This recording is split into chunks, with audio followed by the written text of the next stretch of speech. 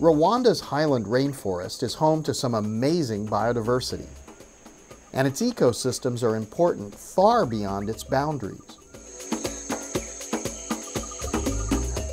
One of the few places where it is still possible to study large primates in the wild, Rwanda is one of the most naturally beautiful places on Earth.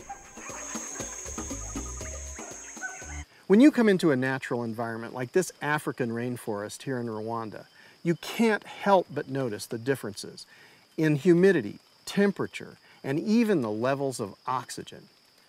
The difference between this and human-altered environments is the profusion of biodiversity, the enormous quantities of biomass, and everywhere here is decaying organic matter.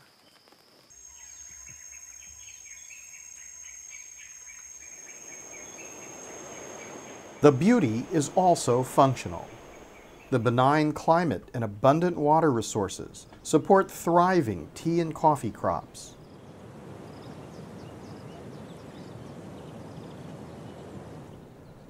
Rwanda is what's known as a highland water tower, and its hydrological importance is not simply local.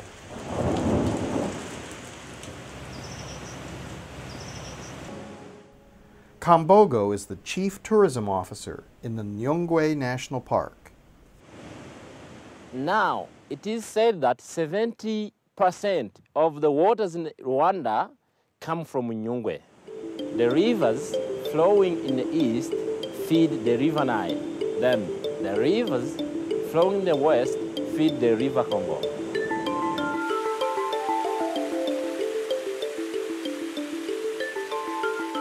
There are many springs in the park, and we are still even discovering more because of the impenetrable parts of the forest. The water here is not only used by Rwandese. It goes throughout Africa. It goes up to Egypt. This is going in Congo River. And in the east, it goes to the Nile River. And that, no one understands that if water is going there, it is coming from somewhere. It's coming from a functional system.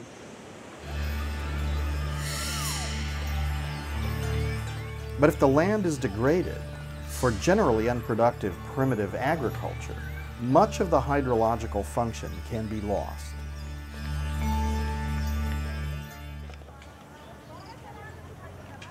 If nature has been generous, human beings have often been destructive.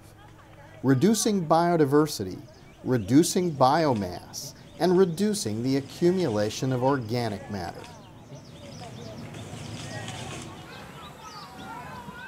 Impoverishing the land and the people.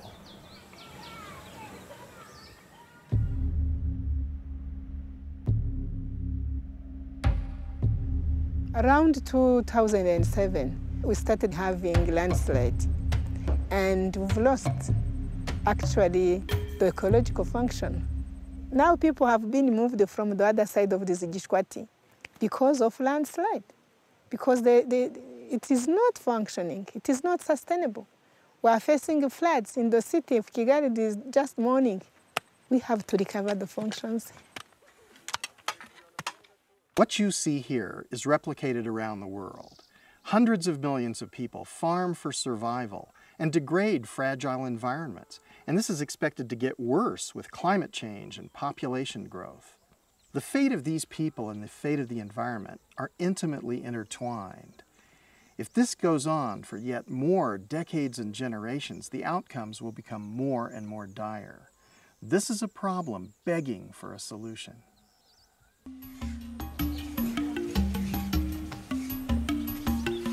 The Rwandan government has understood that the future of its people depends on the health of its ecosystems, and it has embarked on an ambitious plan to restore the entire country.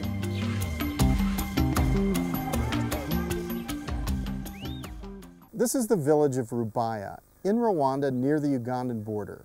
Some of the poorest people in the country live here. They're trying a concept to see whether it's possible to reduce poverty by actively improving the environment. Working with UNDP and UNEP, Alex Mulisa coordinates the Poverty Environment Initiative. The concept is intended to bring poor families together in this Umudugudu as a way of spurring economic development for this Umudugudu to lift them up from poverty.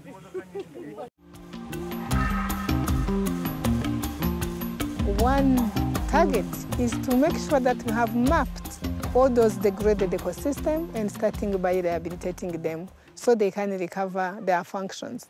The potential for restoration in Rwanda is high, and considering the heartbreaking struggles that Rwanda has faced makes its restoration even more compelling.